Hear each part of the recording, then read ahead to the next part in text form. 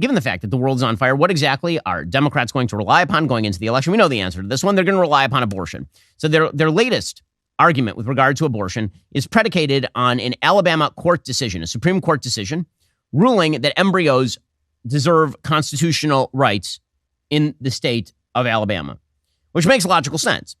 Right? If the basic idea is that life begins at conception, and that is the predicate for Alabama law with regard to abortion, then if that life is conceived, even in a petri dish, then it still deserves a level of protection in the state of Alabama.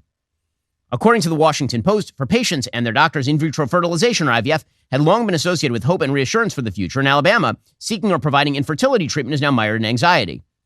That is because the Alabama Supreme Court has ruled that frozen embryos are children and deserving of life and protection, which again makes perfect sense. If it were in a woman's womb, then it would already have the protection of Alabama law. The only question was, if it's located outside the womb, does it no longer have those protections? So the question really is the definition of life locational or is it not, just on a logical level? If there's an embryo and it is, again, located outside the womb, is it human life or is it not? Now, again, the entire predicate for the pro-life movement is that location is not the defining feature of what makes human life. It is the pro-choice movement that suggests that location is what truly matters, right? This is why the pro-choice movement will argue that a baby who's born is a baby, but a baby still in mommy's tummy is just a cluster of cells. And the pro-life movement has argued whether it's in the stomach or out of the stomach is irrelevant. The real question is the definition of life itself. So the Alabama Supreme Court last week ruled that frozen embryos are people and someone can be held liable for destroying them. The first of its kind ruling came as at least 11 states have broadly defined personhood as beginning at fertilization in their state laws. That Alabama case focused on whether a patient who mistakenly dropped and destroyed other couples' frozen embryos could be held liable in a wrongful death lawsuit. The court ruled the patient could, writing it had long held that unborn children are children. Now, that was also true for frozen embryos, affording the fertilized egg the same protection as babies under the wrongful death of a minor act. Now, again, that makes perfect logical sense. People are trying to say that that's crazy. I fail to understand how exactly that's great. The entire predicate for the pro-life position is life begins at conception. If life begins at conception and a child has already been conceived, a human being with potential, then that holds true regardless of the location.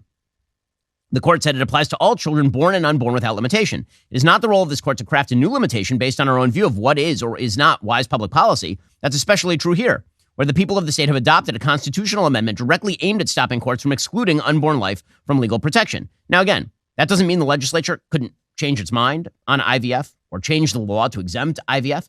But under current law, and it's the job of the Alabama Supreme Court to interpret current law, that is, in fact, what the law says.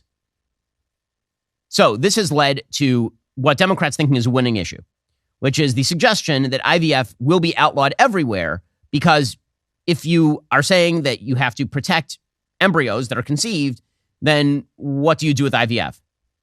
So my own personal position with regard to IVF has always been that you should incept the number of embryos that you are willing to bear to term. That otherwise you are doing something that is effectively quasi-eugenic. That when you create, say, 7 human embryos, and then you discard 5 of them so that 2 of them can be implanted, the only thing that separated the 5 that were discarded from the 2 that were implanted was your choice. It was not the definition of the life. If you had picked one of the other 5, that also would have turned into a human child. And I've seen people who are comparing this to sperm or egg. That's obviously a different thing. Sperm on its own will not grow into a human. An egg on its own will not grow into a human. A fertilized human embryo will, in fact, turn into a human if placed in the proper conditions.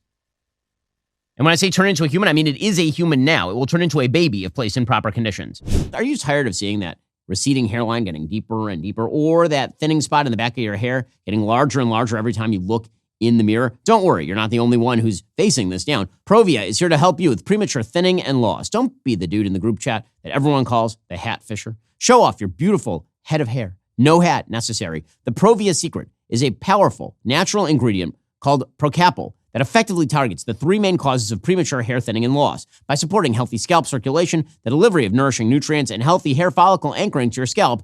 Provia guarantees more hair on your head and less in the shower. Every package includes a full 60-day supply of Provia Serum Plus Provia Super Concentrate for faster, more noticeable results. You might be asking, how can it get even better? Well, good news. You can right now finish off your amazing results with their amazing Perfect Beard Treatment as your free gift at checkout. Don't wait. Your full thick hair starts today. Order now. Save an extra 10% at proviahair.com/Shapiro. Provia works, or you get that money back, 100% guaranteed. So ditch those hats, show off your amazing head of hair today. That's proviahair.com/Shapiro. So the Washington Post, of course, is jumping all over this. There are a lot of people, I know people who have used IVF to conceive. I've offered money to help people use IVF to conceive. My only condition in actually providing a loan or a charitable giving on that was my own pro-life position, which is implant them, even if it's more expensive. If you want to implant 2 embryos, then conceive 2 embryos. That is the pro-life position on this particular measure. Now, does that make for awkward politics? Sure, because pro-life always makes for awkward politics. The reality is that the vast majority of Americans are like in the 15 to 16 to 12 week stage with regard to where they think abortion is and is not appropriate. That doesn't mean they're right. A lot of people think a lot of things about morality that are wrong, as it turns out.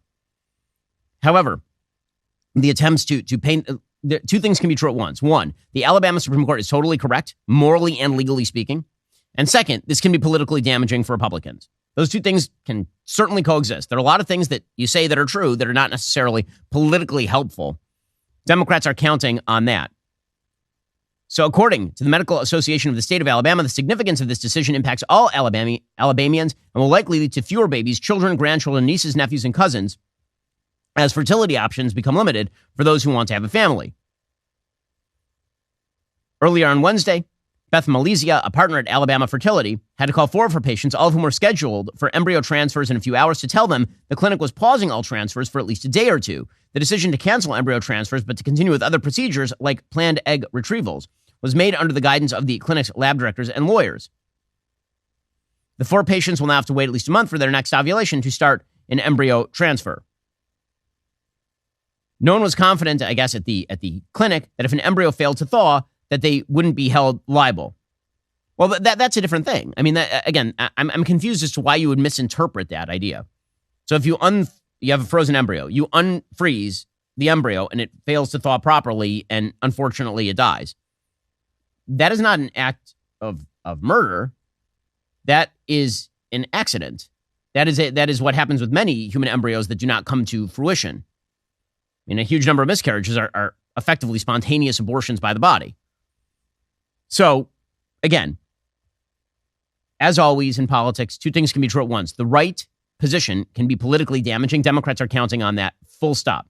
Does that mean the end of IVF? No, it means much more careful use of IVF and serious thought about how many embryos ought to be fertilized in order to be implanted. It will lead to fewer embryos being fertilized and fewer embryos implanted, and also fewer embryos being randomly discarded. Are you tired of the lies and the twists of the mainstream media talking points? Yeah, me too. Join me in my newest series, Fact, where I dismantle and bring truth to this tiring mainstream agenda.